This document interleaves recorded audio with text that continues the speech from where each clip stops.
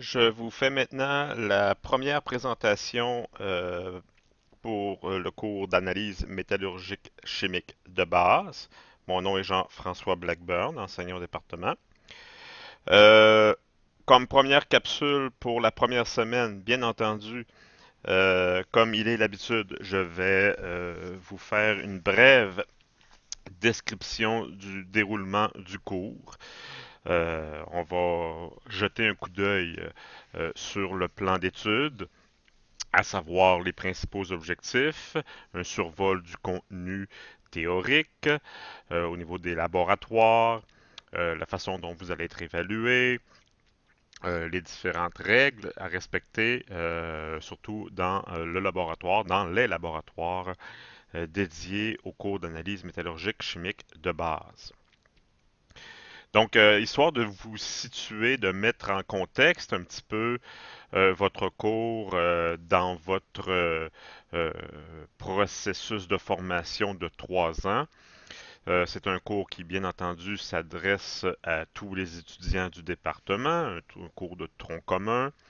En métallurgie, dans les processus de fabrication, dans les processus de contrôle à l'achat, il est obligatoire de recourir à des techniques dans le but d'aller chercher des informations chimiques, notamment au niveau de la composition chimique, entre autres et plus particulièrement des matériaux métalliques qui sont élaborés.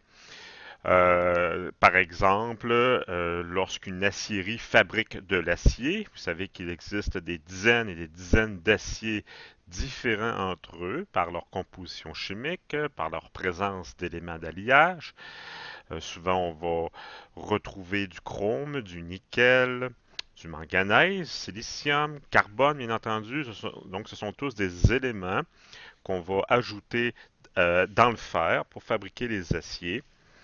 Et il est nécessaire d'avoir recours à un moyen pour vérifier la composition chimique qui a été élaborée afin de s'assurer que la composition correspond à celle qui a été visée au départ, afin que l'acheteur achète l'acier dont il s'attend d'avoir. Hein. On sait très bien, là, vous êtes rendu à votre quatrième session, vous savez très bien maintenant que les éléments d'alliage vont conditionner les propriétés mécaniques des alliages métalliques, notamment les aciers, les aluminiums, entre autres, aussi d'autres propriétés, comme par exemple la résistance à la corrosion.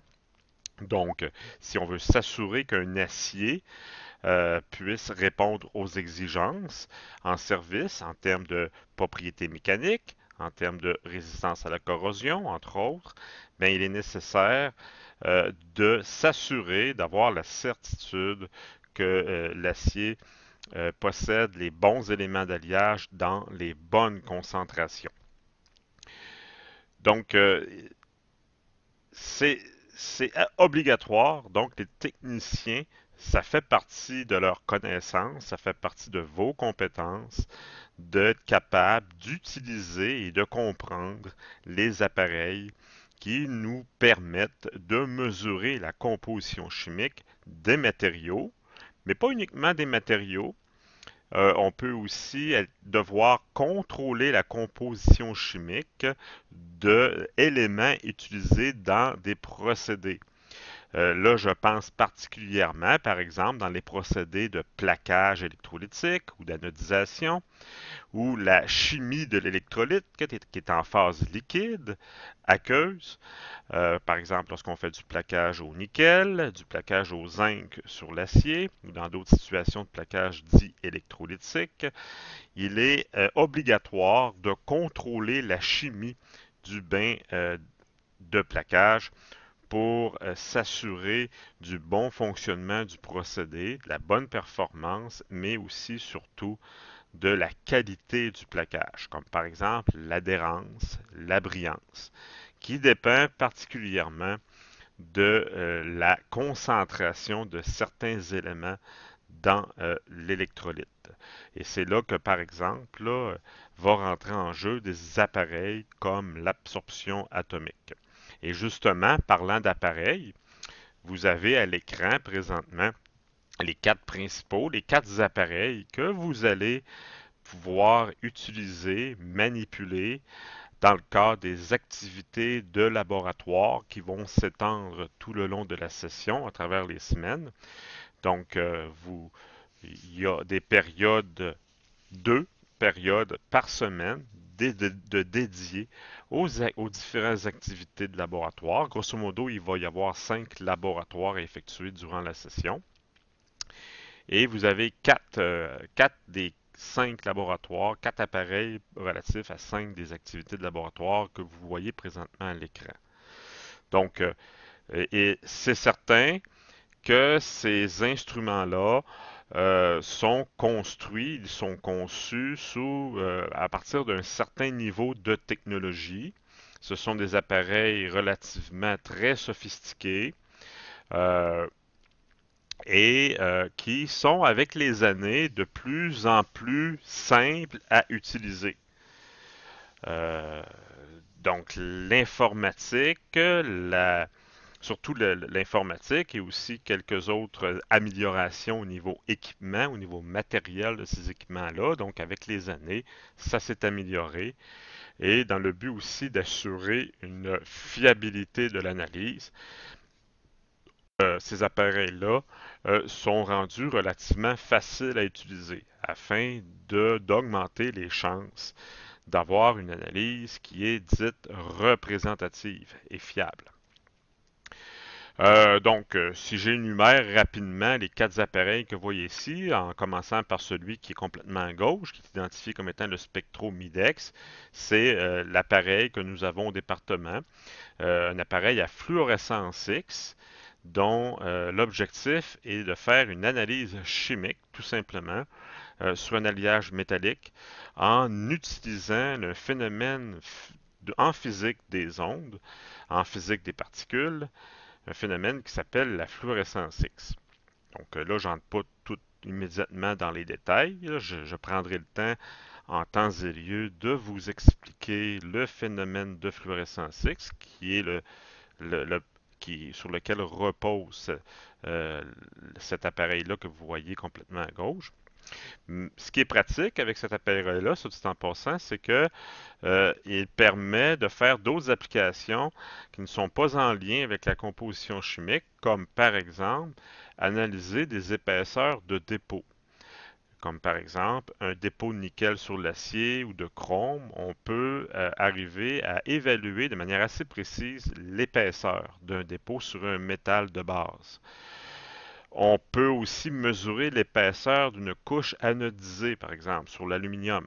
Donc, vous savez qu'on peut anodiser l'aluminium, on peut, autrement dit, augmenter de manière artificielle l'épaisseur de la couche passive d'oxyde par un procédé électrolytique. Et on peut, avec la fluorescence X, faire une bonne évaluation de l'épaisseur de cette couche-là. Euh, donc, ça vous donne un aperçu de la raison d'être ou du pouvoir de cette machine, de ce qu'on peut être capable de faire avec ça. Euh, Vous avez qu'en deuxième lieu, comme deuxième photo, à partir de la gauche encore une photo de l'appareil d'absorption atomique qui permet l'analyse de métaux dissous en solution aqueuse, tels qu'utilisés dans les solutions de plaquage. Donc, on est capable de mesurer toutes sortes de métaux comme le zinc, le nickel, le fer, mais non pas sur un métal solide, mais plutôt à l'état dissous dans un liquide, dans un solvant organique ou un solvant aqueux, c'est-à-dire à base d'eau. Donc, ça nous permet, entre autres, d'analyser, de contrôler des bains de plaquage. Donc, vous allez avoir une activité de laboratoire de prévue ici. Cet appareil-là n'est pas placé au même local que les autres. Il est situé dans le laboratoire de chimie. Vous avez comme troisième appareil représenté sur l'écran un appareil, c'est un analyseur carbone-soufre. Euh, Cet appareil-là n'est capable que d'analyser le carbone et le soufre, donc la pourcentage, la concentration en carbone et en soufre dans une base métallique. Ça peut être une base de fer, une base de nickel. Nous, les activités, on va se concentrer sur l'analyse d'acier et de fonte et on va en mesurer la teneur en carbone et en soufre. Et finalement, le dernier appareil, complètement à droite, c'est une photo de deux appareils que nous avons. Nous avons deux appareils, comme vous le voyez à l'écran, dans notre laboratoire d'analyse chimique. C'est un spectromètre à émission optique. Donc ça, c'est le terme exact. Bon, je pourrais aussi rajouter spectromètre à émission optique par étincelage. Donc ça fait un grand nom scientifique, là, mais c'est le nom qui permet de décrire le mieux ce type d'appareil-là. L'appareil, le but, c'est, comme la fluorescence X, le premier appareil, son rôle est de mesurer, de détecter la présence d'éléments d'alliage et de mesurer précisément la concentration de ces éléments d'alliage-là sur un échantillon solide métallique. Euh, donc, on pourrait peut-être dire que les deux, le premier et le quatrième appareil, remplissent grosso modo les mêmes fonctions. Sauf qu'ils ne fonctionnent pas sur les mêmes principes. Ils ne fournissent pas non plus les mêmes précisions. Ils ont leurs avantages et leurs inconvénients. Donc, ils ont des différences. Donc, ils sont pas, c'est pas deux appareils complètement identiques. C'est pour ça qu'on a les deux technologies. C'est parce qu'il y a certaines choses que le spectromètre Midex, qui est à gauche, est capable de faire, que l'autre appareil, le spectromètre émission optique, n'est pas capable de faire, et inversement. Donc, c'est pour ça qu'on a les deux appareils. Voilà, je pense que ça dresse un portrait assez général des équipements que vous allez côtoyer à travers la session dans le cadre du cours d'analyse métallurgique chimique de base. Donc, ça fait une petite mise en situation. Au moins, ça vous permet d'avoir, de percevoir, de constater que le métier de technicien en métallurgie implique, tout dépendant de la nature des postes que vous allez occuper dans votre future profession, mais ça peut impliquer l'utilisation d'appareils assez sophistiqués. Donc, c'est ce qu'apporte de très intéressant ce cours-ci. Donc, ça vous permet, ça va vous permettre d'être formé sur des équipements qui sont quand même assez rares et assez avancés technologiquement. Maintenant, donc là, ici, vous avez la liste des équipements. Donc, savoir, ça c'est en termes de présentation du cours. Là. Au terme de la session, vous allez savoir opérer les différentes méthodes d'analyse chimique et de comprendre le phénomène ou les phénomènes qui se produisent lors des différentes analyses. Donc, spectrométrie par étincelage, la fluorescence X, l'absorption atomique et l'analyse carbone-soufre. Entre parenthèses, c'est indiqué l'écho. L'écho, c'est le nom d'une compagnie. Donc là, j'ai oublié de faire la correction. On a fait l'achat d'un nouvel appareil il y a 2 ou 3 ans et ce n'est plus avec la compagnie Leco, c'est avec une autre entreprise. Donc, ce qui est entre parenthèses n'est plus exact maintenant. Donc, à partir de ce moment-ci, ce que je vais faire, la tradition l'exige, donc allez voir, allez jeter un coup d'œil rapide sur le plan de cours du cours d'analyse métallurgique chimique de base. Donc, si on s'attarde sur la pondération, c'est bel et bien un cours 2-2-2, donc c'est-à-dire qu'à chaque semaine, il va y avoir 2 heures de théorie. À partir de la semaine prochaine, là, soit dit en passant, là, mardi dans l'après-midi, pas demain, pas demain, c'est-à-dire pas aujourd'hui bien entendu, là, vous êtes en mode capsule asynchrone, mais dès le mardi suivant, on devrait être en mesure de se voir en classe dans le local attitré, à moins d'avis contraire. Donc, je vous confirmerai ça là d'ici la fin de la semaine par courriel, confirmer que le cours aura bel et bien lieu mardi prochain en classe. Euh, je vous ai aussi envoyé un courriel concernant les premières périodes de laboratoire. On va se voir ce jeudi-ci, donc dans 2 jours, cette semaine, en présentiel. Donc, Il faut se présenter, c'est jeudi matin, je crois. Là, je ne suis plus certain si c'est le matin. En tout cas, c'est du moins c'est la période de laboratoire, les deux périodes. Et ce que je vais faire, c'est que je vais vous présenter les quatre appareils, mais de manière plus formelle. Je vais même vous faire quelques démonstrations pour vous donner une idée de comment un peu ça fonctionne, du moins au niveau manipulation, les résultats qu'on obtient.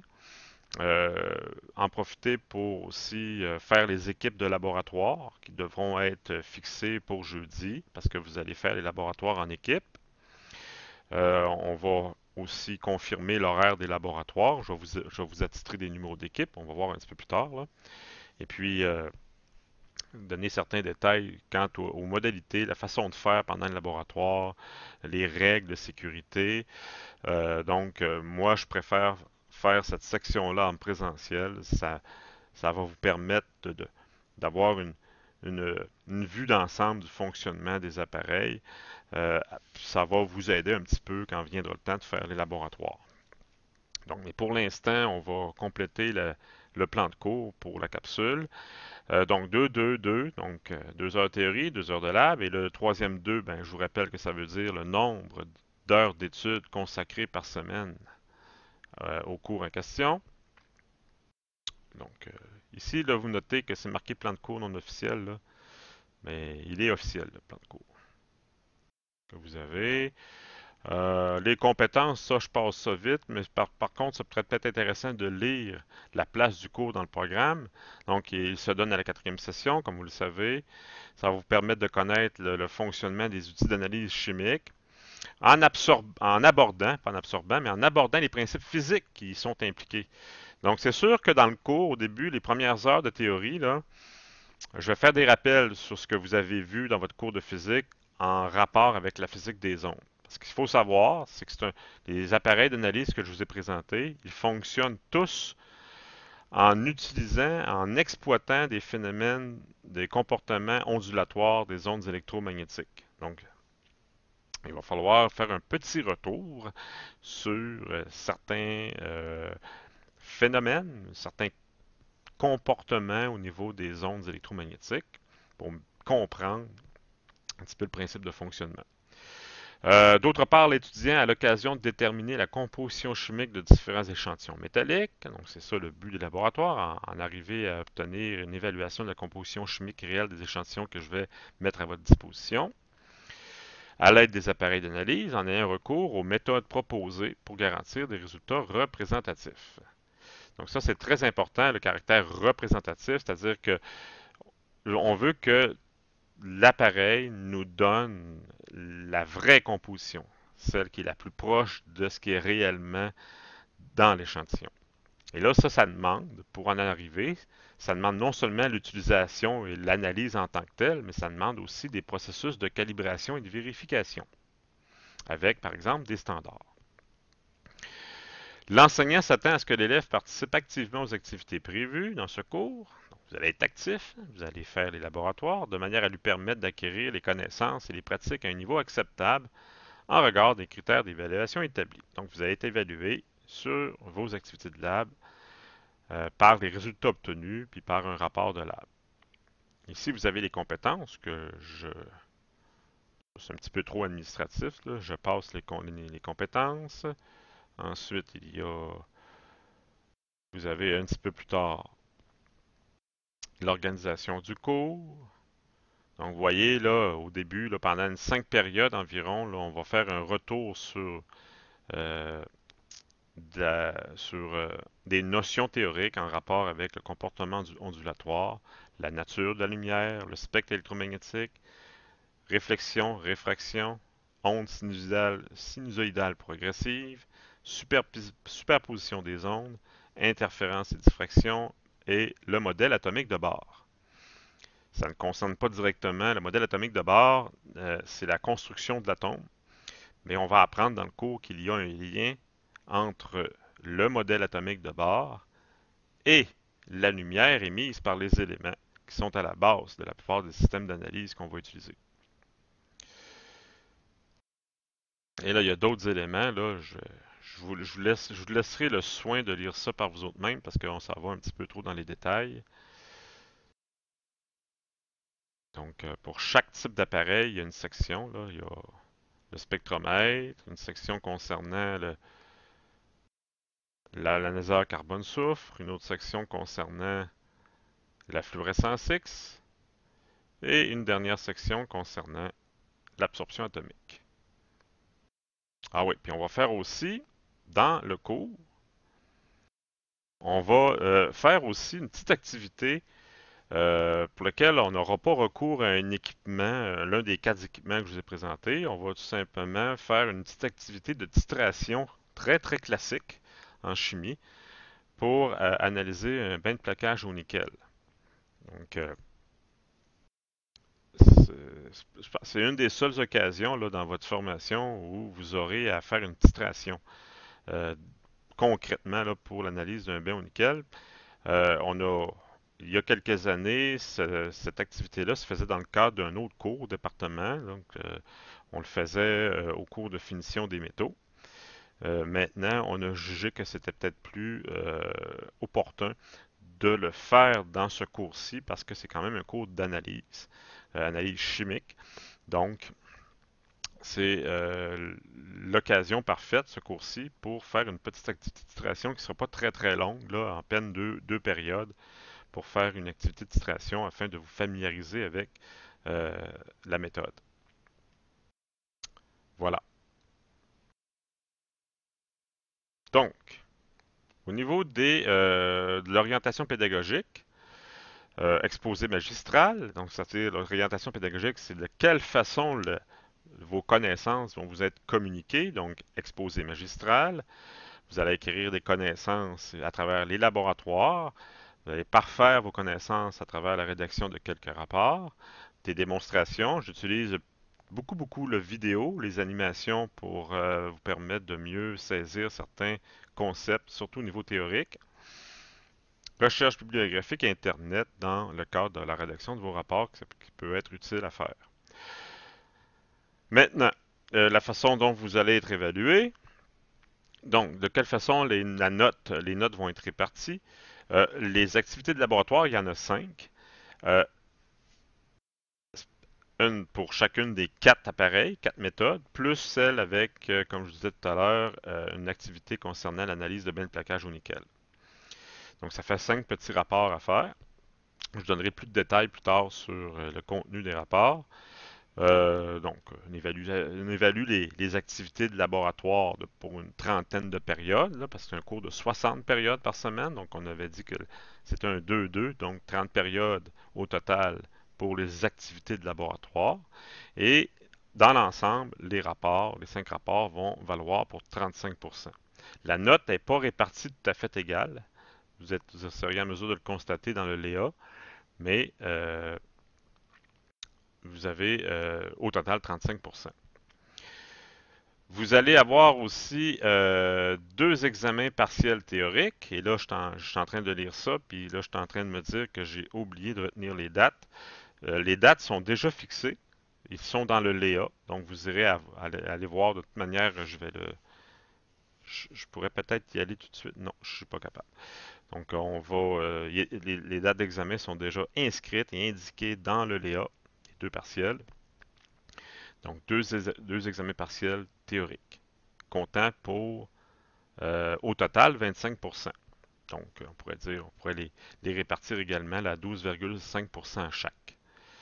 Ensuite, au niveau des évaluations finales, vous allez avoir une évaluation sommative écrite, donc un examen synthèse théorique écrit, comptant pour 25%, complété avec un examen pratique avec l'un des 4 appareils sur lequel vous allez avoir été formé durant la session. C'est un tirage au sort qui va décider sur lequel des 4 appareils vous allez effectuer une analyse qui va compter pour 15% de la session. Donc, c'est la façon dont vous allez être évalué. Donc, contexte de réalisation de l'examen synthèse. Donc, l'examen synthèse théorique, ça va être les connaissances acquises. Tandis que l'examen, la partie pratique, vous allez utiliser un appareil d'analyse chimique. Donc, vous allez mesurer, moi, ça va être, ce que je vais faire, c'est de mesurer la maîtrise, vérifier la maîtrise de l'un des quatre appareils d'analyse dans le but d'obtenir un résultat d'analyse chimique précis et représentatif d'un échantillon métallique. Voilà.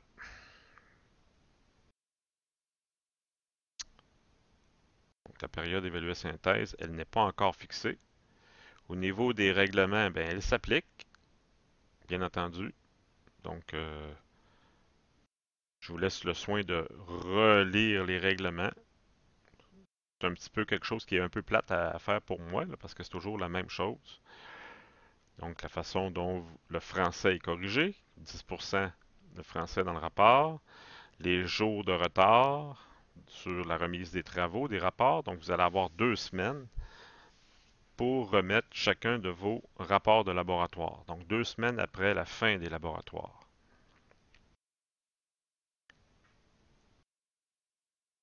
Donc, je pense que ça complète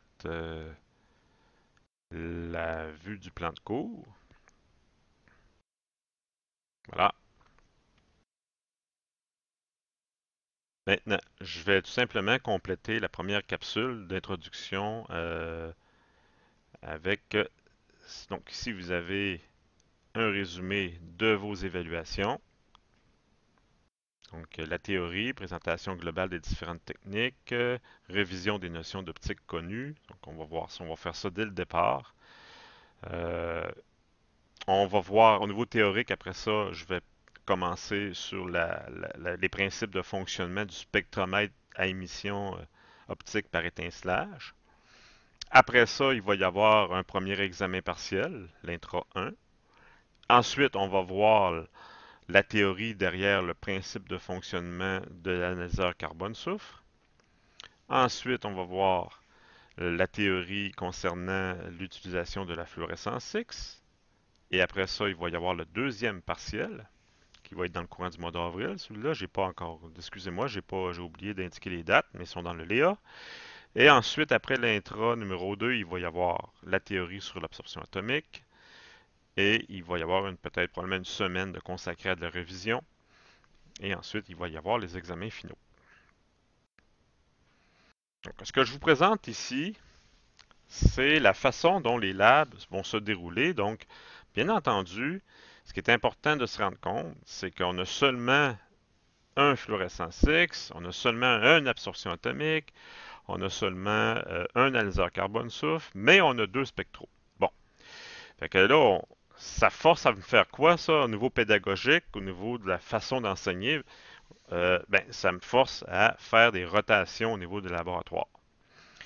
Donc, et là, moi, j'ai fait un horaire. Je fais un horaire échelonné à partir de la semaine numéro 2. Les laboratoires vont commencer véritablement, pas cette semaine, mais la semaine prochaine. Et c'est à ce moment-là que les activités de laboratoire vont vraiment débuter et s'échelonner jusqu'à la 15e semaine de la session. Donc, vous allez être en équipe de deux. Je vais vous attribuer un numéro d'équipe. Et c'est comme ça, c'est comme tel que représenté à l'écran que vont se dérouler à tour de rôle pour chacune des équipes les laboratoires. Donc, par exemple, l'équipe 1, là, ici, il y a diffraction, mais c'est pas diffraction, ça va être une autre activité là, de laboratoire qui va avoir lieu. Ça va être une activité de physique optique réalisée avec des lentilles. Je verrai ce que je vais faire avec ça à ce moment-là, mais ici dans l'horaire, il y a une petite erreur. C'est pas la diffraction là, qui doit apparaître ici. Là. On ne fait pas de diffraction dans ce cours-ci. Mais c'est juste pour vous montrer la façon dont les laboratoires vont se dérouler. Donc, ça va être des rotations. Donc, vous allez avoir, la plupart des laboratoires s'échelonnent sur 2 semaines, voire peut-être même une troisième semaine. À part le laboratoire d'absorption atomique qui, normalement, quand tout va bien, dure 2 périodes. Mais il peut arriver qu'on ait besoin d'une troisième période si on a eu des problèmes, s'il y a eu un malfonctionnement. Donc, on verra à ce moment-là, on s'ajustera en conséquence à chaque fois.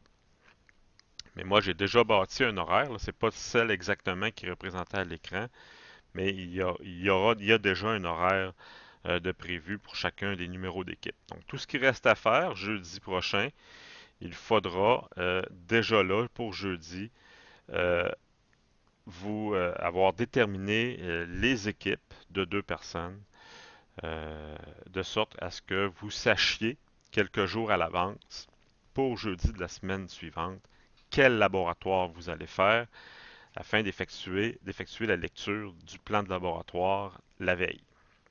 Voilà. Donc, moi, je pense qu'à ce stade-ci, ça va compléter pour la première capsule. Et il y a une deuxième capsule, et voire même peut-être même une troisième capsule pour la première semaine de cours, qui va suivre, qui va être aussi disponible dans le Léa.